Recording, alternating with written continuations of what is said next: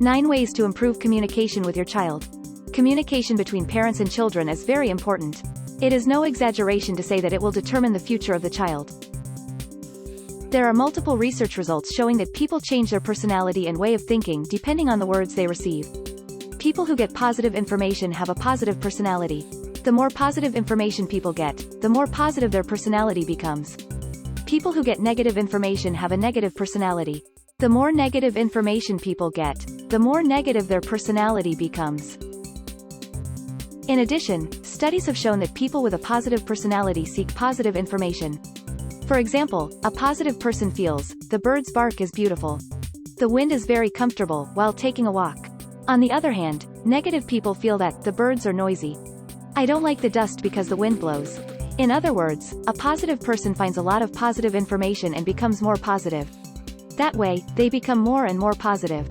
It grows bigger and bigger like a snowman rolling down a slope. So those who are positive now are more likely to be more positive in the future.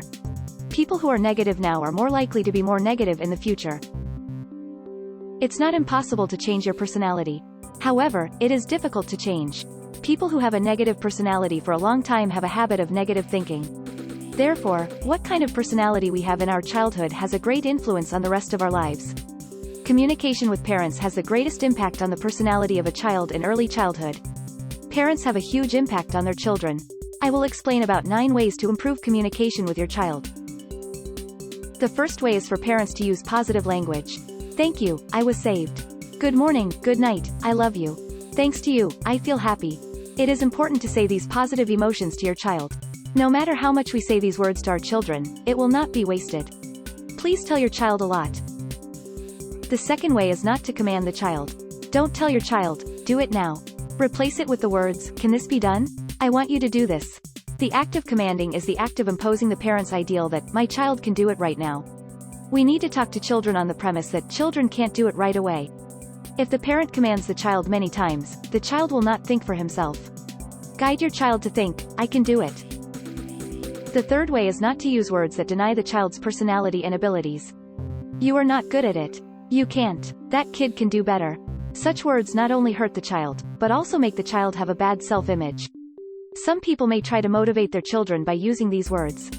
However, there is no long-term benefit. It will narrow your child's future potential. Please stop immediately. The fourth way is to avoid restricting the child's behavior. Don't tell your child, no, stop. Instead of saying, don't run, paraphrase it as, let's walk. Instead of saying, shut up, paraphrase, I'm glad if you're quiet. It doesn't mean you shouldn't point it out to your child. Let's convey it in a positive way. The fifth way is to affirm the child's ideas. Children may take ideas and actions that are different from common sense. Don't say, it's weird, to those actions. Please affirm, that idea is interesting. It's a good idea. First of all, please affirm everything. After that, please say your opinion. When parents affirm their children's opinions, they think, my opinion is valuable. I want to communicate more. In that way, the child develops his ability to think. The sixth way is to not use negative words for children. Don't say, you're sloppy. You're selfish. If parents say this to their children, they think, I'm sloppy and selfish. The words that parents say create a self-image for the children. You are selfish is a word that parents do not have to tell their children. Don't say such words. If you really want to tell, rephrase, I'm glad if you do this. In addition, when parents use words such as, I'm tired.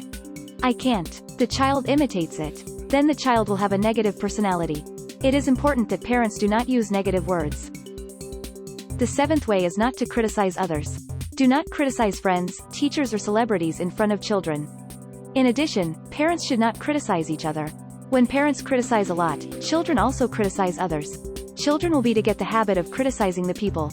Then the children will not yearn for anyone and they will not have dreams. Not criticizing people is an important etiquette for adults. Parents should be careful. The eighth way is to actively tell the child what they should aim for and what they should have. Tell your child about the strengths of your child. I like your kindness. You're good at this. If you find something good about your child, tell them positively. But praise the process, not just the results. Please praise your way of thinking and attitude. Complimenting only the results and abilities can be counterproductive. Please praise the processes, it's great to study a lot, instead of, it's great to get a perfect score on the test. That way, we grew up as a child can effort. It's also a good idea to tell your child a lot of the maxim. For example, say, failure is the mother of success. It is good to fail a lot. If your child remembers those words, they can make positive decisions when faced with difficulties. The memorable maxim of a child is the property of the child. Which language you choose depends on your family. Please actively teach your child the words that you value. The 9th way is not to spoil the child. Some may misunderstand that, if I practice the method I heard this time, I can't say anything harsh to my child. However, it is a misunderstanding. These methods do not say, spoil the child. For example, suppose a child starts by saying he wants to learn to swim, but says he wants to quit because he can't swim 25 meters. How should the mother then speak to her child?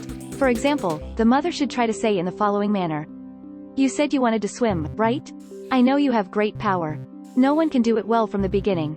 Everyone practiced a lot and it became possible. Would you like to try again? I will support you. The mother didn't use negative words, only positive words. The mother treated her child with a strict attitude without spoiling her. Using positive words for a child is completely different from pampering a child. I don't say, treat your child with a strict attitude. Don't be a parent who can't demand the right thing, I say. When we treat our children with a strict attitude, we tend to use negative words. When we are in contact with the severe attitude children, it may be difficult to use positive words. Start by being aware of it. As you repeat it, you will be able to do it. I explained about 9 ways to improve communication with your child. I think there was an easy way and a difficult way. It is common to all methods to change the impact of parents' behavior on their children. To change a child, the parent must change. No parent can do everything from the beginning. Parents also need to grow up with their children. Studies have shown that people who are unhappy now tend to be unhappy in the future. People who are happy now tend to be happy in the future. Children can live a happy life in the future if their parents guide them to make them think, I am happy now. The impact that parents have on their children is huge. If there is a method that can be used as a reference, please try it. I hope this video will be useful to you. Thank you for watching until the end.